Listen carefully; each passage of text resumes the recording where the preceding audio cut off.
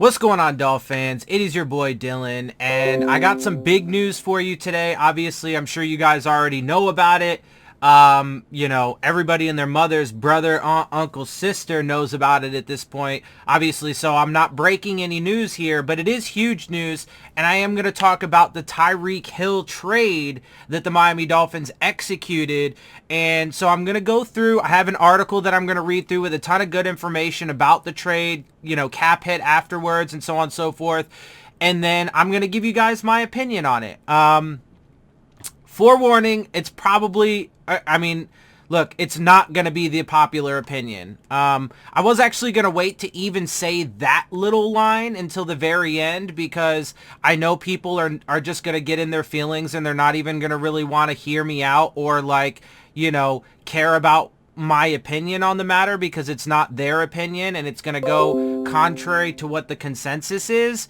But I just got to keep it real with you guys. I'm gonna keep it 100. So like I said, I'm gonna go through this, all of the details, and then I'm gonna give you my full explanation and an opinion for it. So I hope you guys at least watch the whole thing, because I will keep it kind of short. I won't take too long, but I hope you at least watch the whole thing, so that way you can hear what I have to say. And if you disagree, then fine, that's cool, no big deal.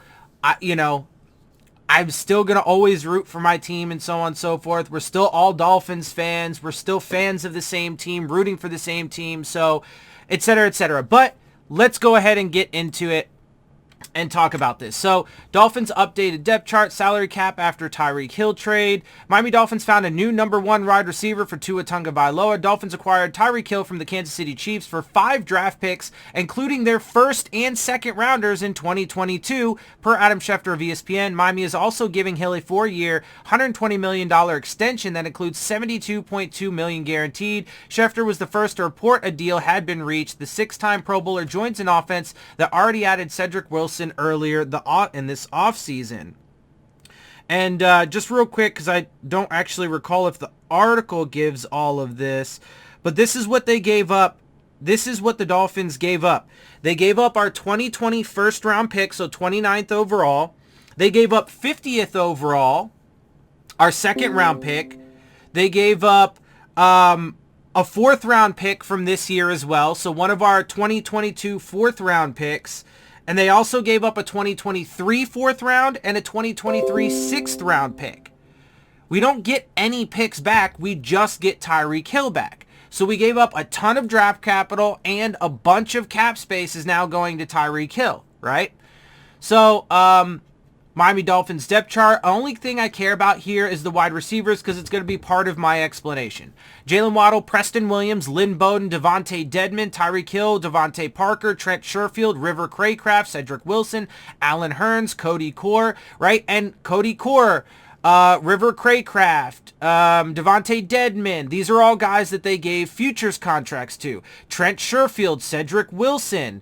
Those guys they brought in free agency. Preston Williams, they re-signed him, right? Obviously was already here. Lynn Bowden is coming off the injury, but they got him in that trade, the year before or whatever it was, year or two ago, whatever it was. Obviously, Parker's still here. Waddle, we just spent 2 first-round picks on Jalen Waddle last season.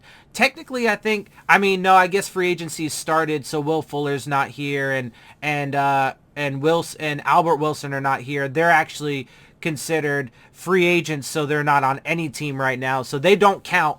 But we have a bunch of guys here, and they've already brought in a bunch of guys. Now, I wanted them to bring in some free agents, and I like them bringing in Cedric Wilson, Trent Sherfield, whatever. They gave a couple guys some futures contracts.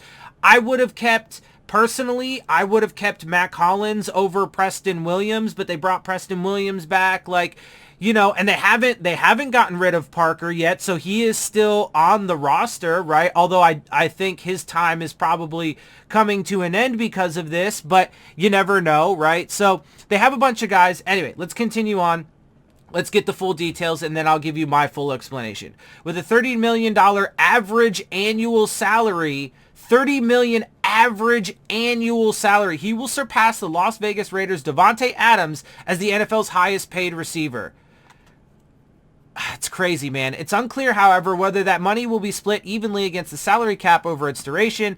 Now, obviously, we'll have to see the full details once it hits over the cap and all that stuff, but the Dolphins only have $6.6 million in available space per over the cap, and Hill's original contract with the Chiefs carried $21.9 million hit for the 2022 season. Oh boy, man. And we still have other significant holes to fill, which is part of my issue with it. So, I mean, if you guys can tell, spoiler alert, I'm actually not a fan of this trade. The Dolphins used a top... Now, don't get me wrong. I love Tyreek Hill. He's a phenomenal wide receiver. Although we have the carbon copy, everybody says Jalen Waddle's that guy, and we did just spend 2 first-round picks last year to get him, right? So, I love Tyreek Hill, don't get me wrong. And does he improve this offense? Sure. Does he give another serious weapon to Tua? Absolutely. It's similar. My philosophies, my philosophical principles and ideas here that I have an issue with are some of the same ones that I had with the Deshaun Watson thing, right? This violates a number of my base principles. I don't like to be big spenders in free agency. I don't like to make the big splashy trades, especially for us, because we don't do it well. It doesn't work out for us. We're not the Rams, bro. This feels more like of a desperation Browns kind of trade to me or a Dolphins typical, big splashy trade to me than it does a Rams trade that's going to turn out to be successful, because they've proven to be able to do it. It violates my build through the draft policy. It violates my policy of giving up so much draft capital and cap space to one player, especially when we're not one player away from being a contender, even though I know I saw, the stuff out there about all the betting lines are moving now today with Tyreek Hill being a Dolphin. I guess, bro, but look, again, and I've said this in the past with my negative takes, I hope I'm wrong about this, and I hope, he's a Dolphin for many years, and we do end up going on to, make it to the Super Bowl in the next couple seasons, and we win it, and all that good stuff, but I'm just not a huge fan of this trade. Anyway, Dolphins use a top 10 pick on Jalen Waddles. They look to strengthen the supporting cast around Tagovailoa, but not only did they use the sixth overall pick, but it cost a second because they had to move back up to 6, right? Waddle had an exceptional rookie season, catching 104 passes for 1,015 yards and 6 touchdowns. Now imagine what the 23-year-old will be able to do while opposing defenses are preoccupied with Hill. The other thing is we have a ton of guys to spread it around to. I mean, now, which is a good thing. But that could mean that Tyreek Hill won't have the same kind of production that you saw in lofty production that you saw in Kansas City. Because in Kansas City, he was a lot more of a focal point until, they started getting some more weapons recently, especially at running back, for example, with Clyde Edwards-Helaire and whatnot. But he's pretty much always been their primary weapon. Right, Travis Kelce, obviously they had him too, don't get me wrong. But now with us, we have, a bunch of running backs, a bunch of fucking wide receivers and tight ends to get the ball to. Again, not necessarily a bad thing. I'm just simply saying that he might not end up having the kind of numbers because there's going to be so many places to put the ball. So I get it, right? A lot of people are like, oh, he's going to be bringing that production here. He's going to be bringing his skill set here and all of that stuff for sure. He's going to be bringing, the fact that defenses are going to have to queue on him for sure. And that certainly will then open up opportunities for Waddle and, maybe Quincy Wilson, or if Devontae Parker ends up staying, or Mike Gesicki, right? Whatever. But there's so many mouths to feed that, and especially too because the Dolphins are expecting to be a lot more run-heavy team under Mike McDaniel, right? So, there's going to probably be more carries for the running backs and stuff like that. So a lot of mouths to feed. I don't know that necessarily he's going to even get that same level of production. Anyway, so continuing on, the amount of speed on the side of the ball is incredible. I mean, look, don't get me wrong. I don't know if I want to say necessarily that I hate it. I do think hate may be a little bit too strong of a word to use here as far as how I feel. I'm not indifferent though either. and I'm not really a fan of it. So, like, I would say that I fall somewhere in between indifference and, like, hating it. I don't think, because, again, I like Tyreek Hill. I think he's a phenomenal player. I think he does improve the offense. Obviously gives another, wonderful weapon to Tua, helps open up defenses and gives more opportunities for Waddle and other players. All of that's true. Again, I'm just not a fan of big splashy trades or being the big spenders in free agency. I'm not a fan of giving up so much draft capital and cap space, because now this completely changes our entire draft. And now we don't have a first or second round pick. So, and we gave up one of our fourths. We gave up a couple picks from next year. I mean, I'm going to the draft. So, like, what? So now rounds 1 and 2, there's nothing. And then in round 3, we get 1 pick. And then in round 4, we get 1 pick and then a couple, like, late round picks.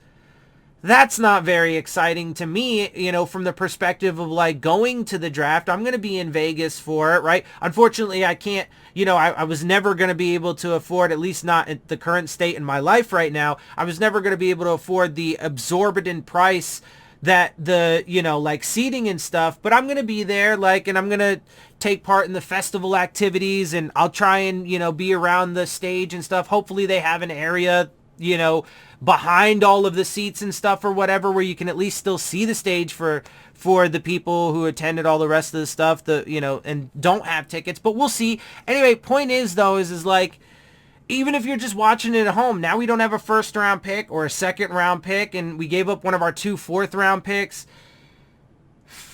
I don't know, man.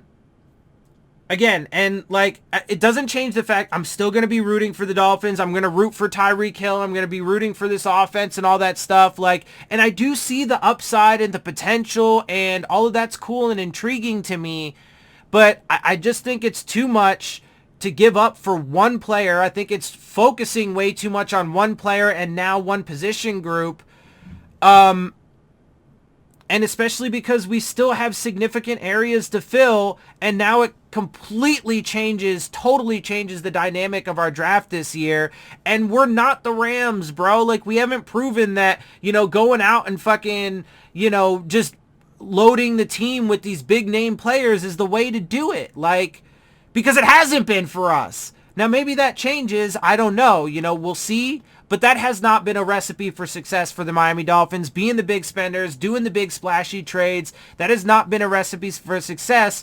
And that's generally antithetical to a, well-rounded type of philosophy and approach to building your team, right? Because you don't do that when you're trying to build a well-rounded team. And I get it, bro. People get the, they see that carrot dangling, or they see that, they get that squirrel moment, right? Like with a dog, ooh, squirrel. And they're like, ooh, this flashy thing is out there, this big name, this fancy thing, right? Let's go get it. And then we're going to be so much better because of it, I guess. But again, history hasn't proven that that's a recipe for success. So, it is what it is, though. We'll move on. I mean, look, overall, free agency. I mean, again, I still, my grade for them was a B, maybe stretching to an A- with yesterday's moves and stuff. And now, I guess you could say from one perspective, they get a resounding A for free agency for bringing Tyreek Hill in.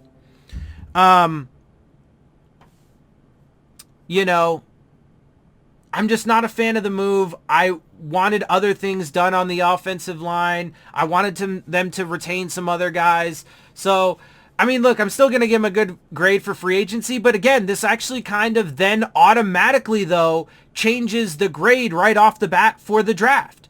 Because now we don't have a first, second, or fourth, or one of our fourth round picks because this year. So, I mean, he costs so much.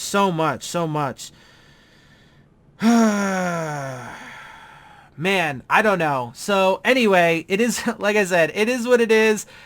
I know, again, I'm just going to say this one more time. I know everybody out there is going to hate me for this. They're going to, like, get all super in their feelings because I'm not. And look, I'm not upset about it. Like, it doesn't upset me because, again, I like Tyreek Hill. I want to be clear about that and everything, but it just, I'm not a fan of the parameters of it for what we still needed at this point and for the other holes that we have, all of that stuff. So, but it is what it is at this point. Tyreek Hill is now a Miami Dolphin. So, let's see, though, because there is talk. I mean, they don't have any more cap space at this point. Now, to be fair, at this point, I would expect them to start, like, making some cuts, right, and to free up some other cap space, because the word out on the street is that they are still trying to make some other moves, including on the offensive line. We knew they were going to be shopping for wide receivers in free agency and potentially trying to make a splash, and so they did that. So let's see what subsequent moves they make. Now, look, again, I could be my, like, what's the right way to say it? I don't even know necessarily how to describe it, but my lackluster feelings, let's say, about this trade could, I could eat crow completely on that, and I'd love to, right? If everybody's, potential that they see for this pans out and it reaches its full fruition, I'd love to be able to say, hey, it ended up being a phenomenal move. It didn't screw us in the draft at all. It didn't make us miss out on, a Kenneth Walker in the second round or one of the top younger, cheaper wide receivers in the first or second round, right? Or whatever. Like, it didn't cost us a top offensive line talent or a really good linebacker for the middle of that defense, right? Like, if I can say in a year or two or whatever that it didn't cost us there and we're winning, because of it, and we're not losing because of it or whatever, or, blah, blah, blah, then turn it around and, water under the bridge. Okay, we gave up a lot for it, but it panned out. It turned out well. And, it may not have worked in the past being, going after the splashy moves, but it worked now. Hopefully it gets there, but they do still have moves that they're apparently trying to make. So we'll see what they do at this point, what kind of cuts they make, what areas of the team, because they still actually haven't even locked up Xavier Howard yet, right? So does it have an effect on that now that they don't have any room? Because now they still have two of the highest paid corners, now one of the highest paid wide receivers. You got all these former first round picks on your roster, right?